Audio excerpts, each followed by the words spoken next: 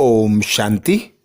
आज दिनांक 21 अप्रैल 2022 बाबा ने महावाक्य में हम बच्चों को जो वरदान दिया, वरदान का मनन कर उसका स्वरूप बनेंगे। बाबा वरदान में बोले, सर्व शक्तियों द्वारा हर कंप्लेन को समाप्त कर कंप्लीट बनने वाले शक्तिशाली आत्मा भव।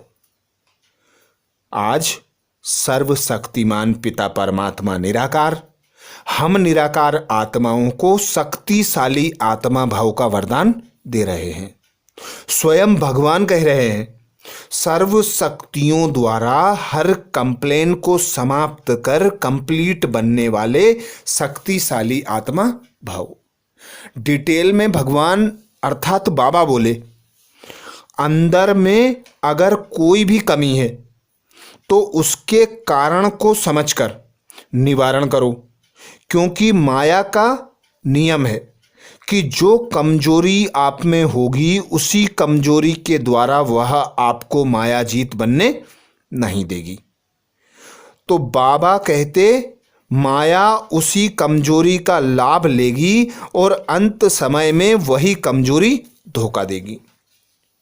इसलिए बाबा कहते हैं कि कमी कमजोरियों के अंश को भी निकाल दो, जिसके लिए बाबा श्रीमत देते कि जो भी कारण आता है, जो भी परिस्थितियां आती हैं, जो भी तुम बच्चों में कमी कमजोरी है, बाबा से राय लो, कदम कदम पर बाबा की श्रीमत पर चलो, बाबा को साथी सहयोगी बनाकर अपने साथ रखो। हर संबंध से बाबा को जिस समय जैसे संबंध की जरूरत हो वैसे संबंध से उस सर्वशक्तिमान पिता को अपने साथ कर लो, अपना साथी बनाकर रखो। बाप बना लो, टीचर बना लो, सदगुरु बना लो, दोस्त बना लो। जो रिश्ते होते हैं सब रिश्ते उस बाप से बना लो, तो हर समय बाबा हमारे साथ होगा और हम कैसा भी माया का रूप हो, चाहे भेष बदल कर आ जाए, तो भी हम उस पर विजय प्राप्त कर लेंगे। जिस प्रकार हम देखते हैं भक्ति मार्ग में राक्षस दिखाते हैं, राक्षसनी दिखाते हैं, जो असुर लोगों को बताया जाता है, वे माया का रूप धारण कर अर्थात अपने रूप को बदलकर अनेक माया पेश कर देते हैं।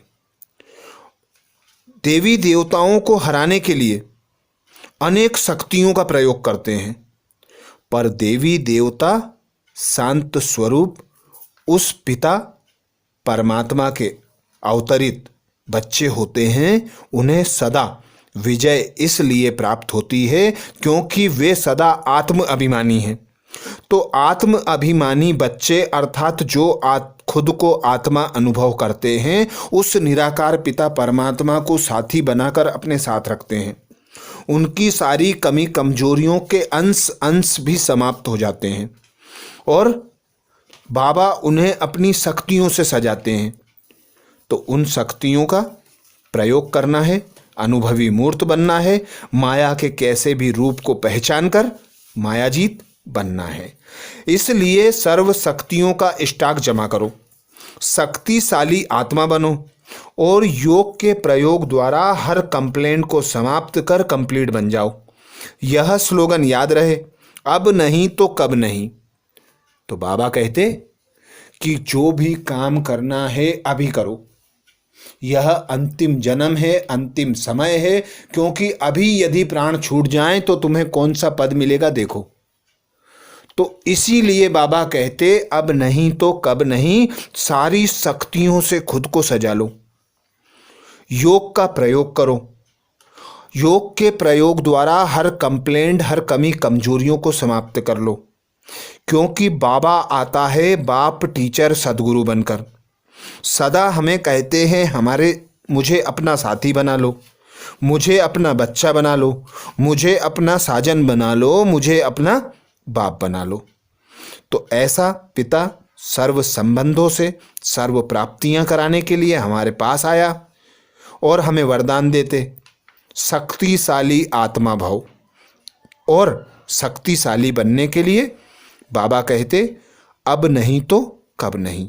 यह स्लोगन याद कर लो। हर समय श्वासोश्वास उस पिता की याद में रहकर अपनी कमी कमजोरियों के अंश को भी मिटा देना है। स्लोगन में बाबा बोले, शांति और धैर्यता की शक्ति से विघ्नों को समाप्त करने वाले विघ्न विनाशक भाव।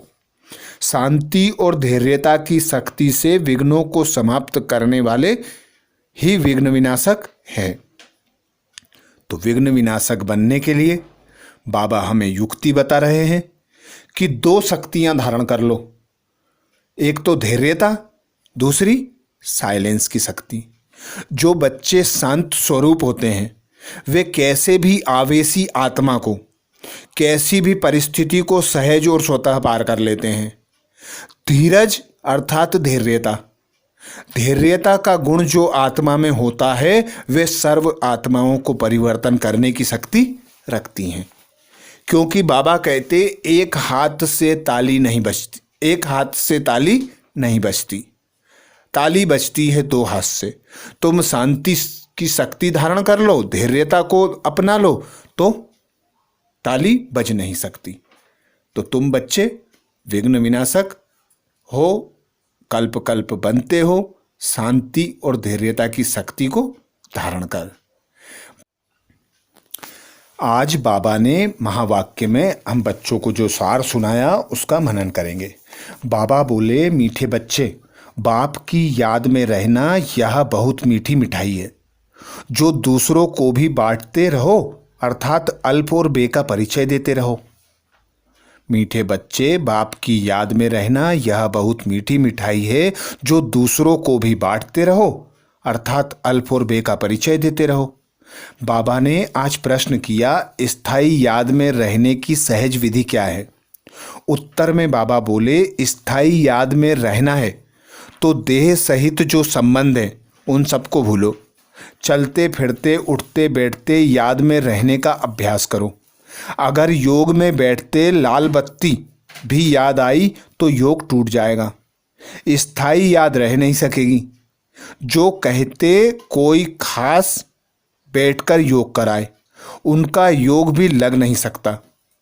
तो स्थायी याद में रहने की विधि बाबा कहते, देह तथा देह के संबंध को भूल जाओ, चलते फिरते उठते बैठते याद में रहने का अभ्यास करो। आज गीत सुनाया बाबा ने, रात के राही रुक मत जाना, सुबह की मंजिल दूर नहीं। धारणा के लिए मुख्य सार में बाबा बोले, पहला पॉइंट, अपना सब कुछ अल्फ के हवाले कर बेबादशाही लेनी है। पोता मेल रखना है कि बाप और वर्षे की कितना समय याद रहती है। अपना सब कुछ अल्प के हवाले कर बे अर्थात बादशाही लेनी है। पोता मेल रखना है कि बाप और वर्षे की कितना समय याद रही। दूसरे पॉइंट में बाबा बोले, कोई भी उल्टी चलन नहीं चलनी है, स्थायी याद में रहने का अभ्यास करना है। कोई भी उल्टी चलन नहीं चलनी है, स्थायी याद में रहने का अभ्यास करना है। आज मातेश्वरी जी के अनमोल महावाक्य बाबा ने सुनाए, जिसमें मातेश्वरी जी ने अटेंशन खिंचवाया, अपना असली लक्ष्य क्या है। अपना असली लक्ष्य क्या है? मातेश्वरी जी बोली, पहले पहले यह जानना जरूरी है कि अपना लक्ष्य क्या है। वो अच्छी तरह से बुद्धि में धारण करना है, तब ही पूर्ण रीति से लक्ष्य में उपस्थित हो सकेंगे। अपना असली लक्ष्य है, मैं आत्मा उस पिता परमात्मा की संतान हूँ, असुल में कर्मातीत हूँ। फिर अपने आप को भूलने से कर्म बंधन में आ गई। अब फिर से वो याद आने से, इस ईश्वरीय योग में रहने से अपने किए हुए विकर्म विनाश कर रहे हैं। तो अपना लक्ष्य हुआ, मैं आत्मा परमात्मा की संतान हूँ। बाकी कोई अपने को हम सो देवता समझ उस लक्ष्य में स्थित रहेंगे तो फिर जो परमात्मा की शक्ति है वो मिल नहीं सकती और ना फिर तुम्हारे विकर्म विनाश होंगे। अब यह तो अपने को फुल ज्ञान है, मैं आत्मा परमात्मा की संतान कर्मातीत हो भविष्य में जाकर जीवन मुक्त देवी देवता पद पाऊंगी। इस लक्ष्य में रहने से यह ताकत मिल जाती है। तो बाबा को याद करने के लिए, बाबा से ताकत लेने के लिए खुद को आत्मा, उस पिता परमात्मा की संतान अनुभव करते रहना है। अच्छा, ओम शांति।